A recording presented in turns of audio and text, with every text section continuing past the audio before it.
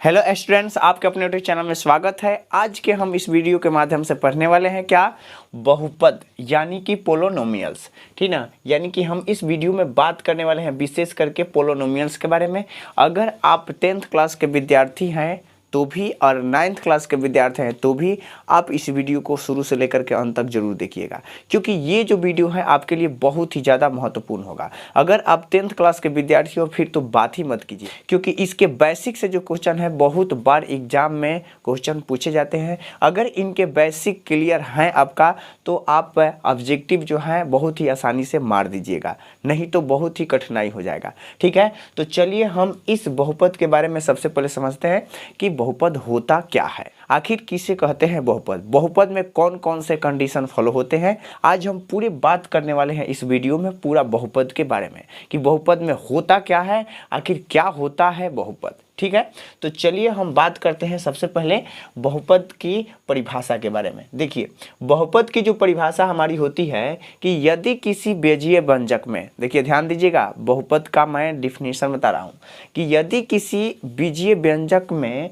उसकी चर की घात, क्या मैंने कहा, चर की घात, अगर उसकी चर की घात पूर्ण संख्या हो, मैंने कहा कि चर की घात पूर्ण संख्या हो, उनको बहुपद कहा जाएगा।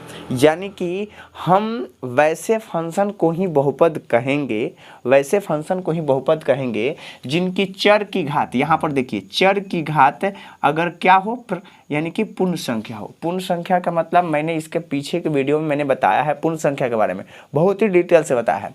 पूर्ण संख्या का मतलब होता है 0, 1, 2, 3 डैश डैश, मतलब पूरी प्राकृत संख्या जीरो शामिल रहेंगे उसमें, सबको पूर्ण संख्या कहेंगे। यानी कि हमारे फंक्शन में अगर कोई हमारा घात यानी कि पूर्ण संख्या रहता है तो वो कहे जाएंगे बहुपद, अन्यथा अगर ये पूर्ण संख्या नहीं रहेंगे तो हम उनको बहुपद नहीं कहेंगे। समझ रहे हैं ना बातों को, क्या समझे।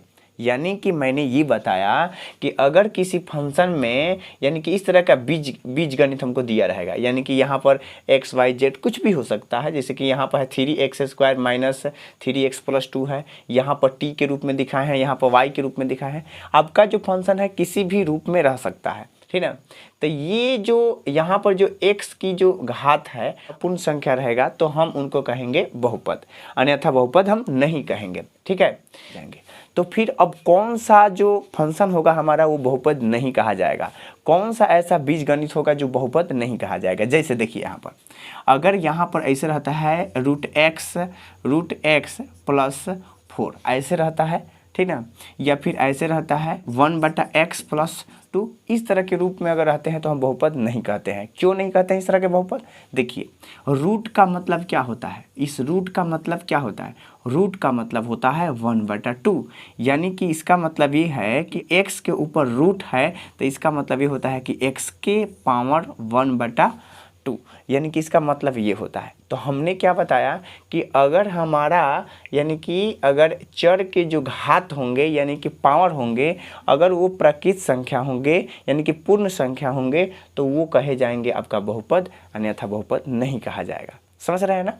अब जैसे कि यहाँ पर देखिए, अब 1 क्या है, x है, तो अब 1/x है तो हम इसको बहुपद नहीं कर सकते। क्यों, आप तो कहिएगा सर इसके पावर कुछ नहीं है तो 1 है, नहीं है भाई, इसका पावर मान लेते हैं कि 1 है, लेकिन जब ये नीचे से ऊपर जाएगा तो ये ऐसे कुछ बन जाएगा, ठीक ना। तो यहाँ पर तो ये नियम फॉलो नहीं किया, नहीं ना किया, तो इसलिए ये बहुपद नहीं कहा जाएगा। मतलब 100 बात का एक बात समझिए, क्या कि अगर किसी बीजीय गणित में, ठीक ना, अगर x टर्म हो, y टर्म हो, z टर्म हो, कुछ भी हो, अगर उनका घात पूर्ण संख्या रहता है यानी कि गिनती की संख्या रहती है या फिर 0 भी रहता है तो उनको हम बहुपद कहेंगे, अन्यथा बहुपद नहीं कहेंगे। यही हमारा बहुपद का नियम होता है और इस चीज़ को हमको जानना होता है। ठीक है, अब चलिए हम कुछ बहुपद के कंडीशन के बारे में जान लेते हैं कि बहुपद के कुछ कंडीशन क्या होते हैं। हमने यहाँ पर लिखा है, सबसे पहले जानेंगे कि बहुपद के चर क्या होते हैं। देखिए चर पद किसे कहते हैं, अगर कोई बीजगणित यानी कि अगर कोई फंक्शन में अगर x हो, y हो, वो सारे जो पद होंगे चर पद कहे जाएंगे। सबसे पहले पद समझिए कि क्या होता है, मैंने यहाँ पर लिखा है, सबसे पहले पद समझ, देखिए ये एक पद है, ये भी एक पद है, ठीक ना, और ये भी एक पद है, ठीक ना। तो इस बहुपद में कितने पद हैं, 1, 2 और 3, इस बहुपद में 3 पद है। लेकिन इसमें भी एक चर पद होते हैं, इसमें भी चर पद होते हैं। चर पद किसे कहते हैं? अगर जिसमें x और y चाहे कुछ भी लगा रहता है तो उनको हम चर पद कहते हैं। जैसे कि ये x वाला है और ये भी x वाला है, तो ये दोनों कौन से पद है? चर पद है। समझ रहे हैं ना बात को? यहाँ पर देखिए t के q है, यानी कि ये भी चर पद है, ये भी क्या है? चर पद है। यहाँ पर ये भी चर पद है और ये भी चर पद है, यानी कि ये सारे चर पद कहे जाते हैं, ठीक ना। यानी कि ये जो है आपका ये सारे पद कहलाएंगे, और जिसमें x हो y हो कुछ भी हो तो ये सारे जो होंगे चर पद कहे जाते हैं। समझ रहे हैं ना बातों को? चलिए अब हम समझते हैं कि फिर अचर पद क्या होता है। अचर पद क्या होता है? तो जिस पद में x नहीं हो, यानी कि जिस पद में x नहीं हो उन पद को कहते हैं अचर पद। यानी जिन पदों में x नहीं होता है उन पदों को कहते हैं अचर पद। आप समझ रहे हैं ना? अब हम समझते हैं इनके घात क्या कहलाते हैं। आपको देखिए ये सारे ना ऑब्जेक्टिव में क्वेश्चन पूछते हैं बिहार बोर्ड के, एकदम बिल्कुल ऑब्जेक्टिव में उठाएगा, बहुत बार उठाया है, उठाना चाहिए इसको, ठीक ना। ज़्यादातर करके पूछते हैं, पूछ देंगे क्या, एक दो चार बहुपद दे देंगे, 4 गो विकल्प में दे देगा बहुपद, कहेगा कि इन बहुपदों का घातांक बताइए, इन बहुपदों का घात बताइए। देखिए अगर कोई बहुपद हमारे सामने दिख रहा है तो सबसे पहले जो उस बहुपद का अधिकतम घात होगा वही हमारा बहुपद का घात होगा। मतलब मैंने क्या कहा, अगर बहुपद में जो सबसे ज़्यादा जिसकी पावर होगी वही हमारा बहुपद का घात कहलाता है। जैसे यहाँ पर देखिए अगर हम इस बहुपद का बात करते हैं, देखिए यहाँ पर जैसे 3x² - x + 2 है, तो यहाँ पर सबसे ज़्यादा घात किसका है? 2 का। घात तो इसका है 1 है, लेकिन इसमें बहुपद का घात क्या कहलाएगा? 2 कहलाएगा। इसी तरह से अगर हम यहाँ पर लिख देते हैं ऐसे कि मान लीजिए कि 4x³ + 2x² - 2x + 1 हो गए, यानी कि ये सारे हमारे बहुपद हो गए। अब इसमें जो जिसकी अधिकतम घात होगी, इसमें जिसकी अधिकतम घात होगी, जैसे देखिए 3 की अधिकतम घात है, हम ऐसे नहीं कह सकते हैं कि 2 है हमारा अधिकतम घात, नहीं। यानी कि अगर जिस बहुपद में जिस चर की अधिकतम घात होगी उसी घात को हम बहुपद की घात कहते हैं। समझ रहे ना बात को? क्या मैंने ये कहा कि जिस बहुपद में अगर चर की अधिकतम घात होगी, तो देखिए यहाँ पर चर की अधिकतम घात क्या है? 3 है, तो इस बहुपद का घात क्या कहलाएगा?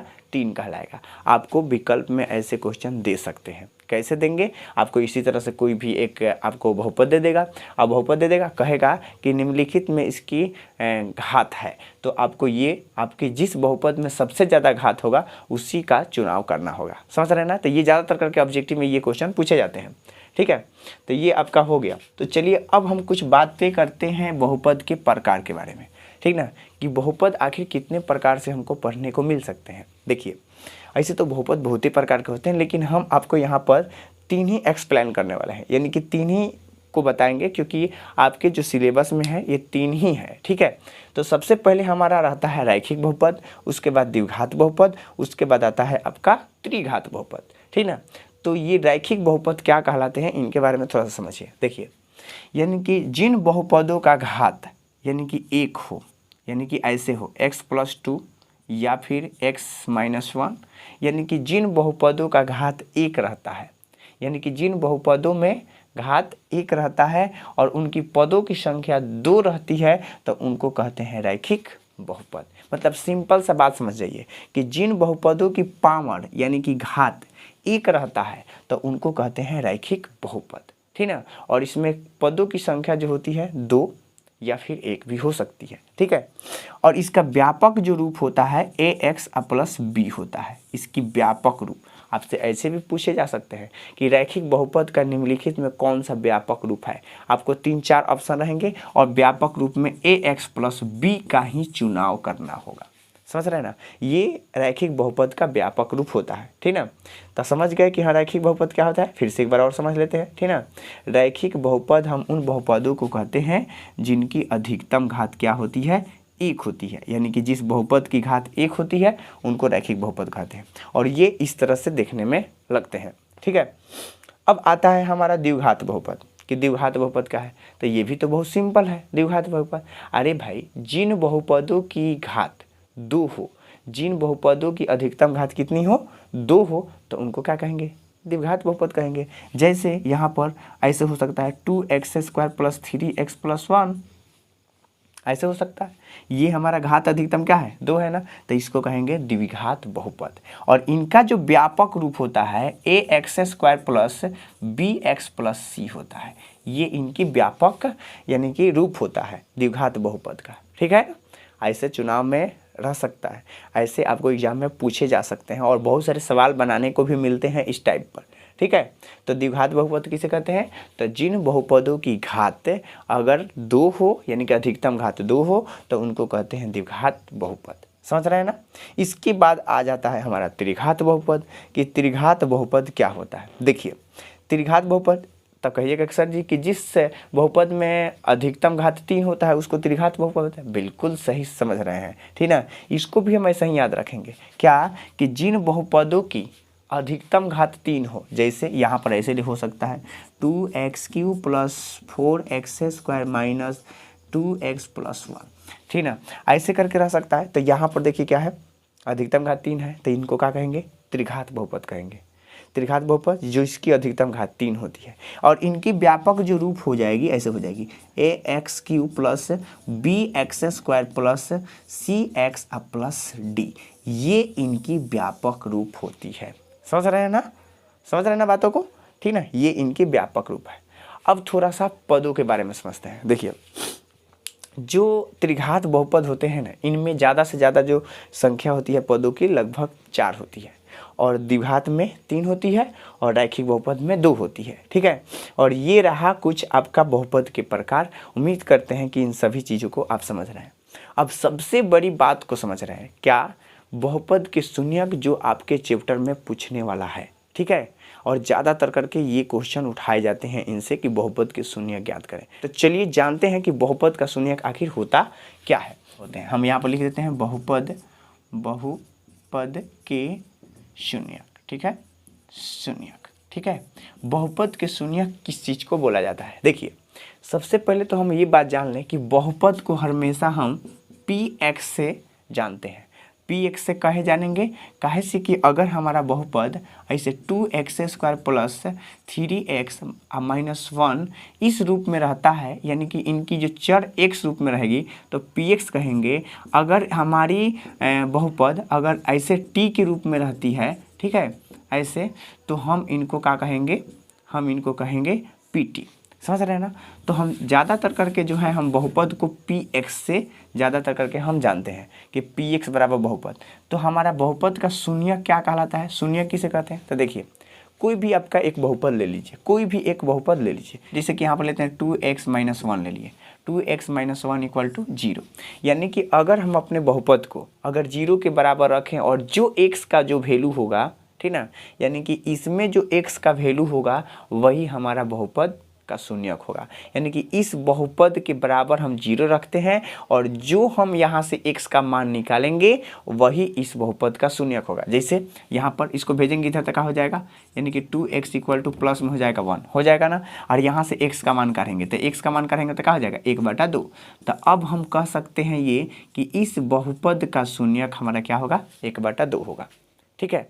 और हम जब x के मान को अगर हम इस बहुपद में रखें तो खुद ये 0 के बराबर आना भी चाहिए, ठीक ना। इसी को बहुपद का शून्यक कहा जाता है। रख करके देख लेते हैं, थोड़ा सा जांच भी करते हैं। जैसे 2 है और इस x का मान इसमें रखते हैं 1/2 और माइनस 1 इक्वल टू 0। 2 से 2 कट गया, 1 से कट जाएगा, 0 आ गया ना, 0 आ गया ना। यानी कि इस शून्यक को अगर हम बहुपद में रखें तो हमारा 0 भी आना चाहिए। तो ये जो होते हैं बहुपद के शून्यक कहे जाते हैं। समझ रहे हैं ना। तो इसी तरह से जो है आपके चैप्टर में बहुत सारे क्वेश्चन हैं, तो हम इसके बाद के वीडियो में आप लोगों को इसके चैप्टर के बारे में बताएंगे। तो आज के वीडियो में हम इतना ही रहने देते हैं।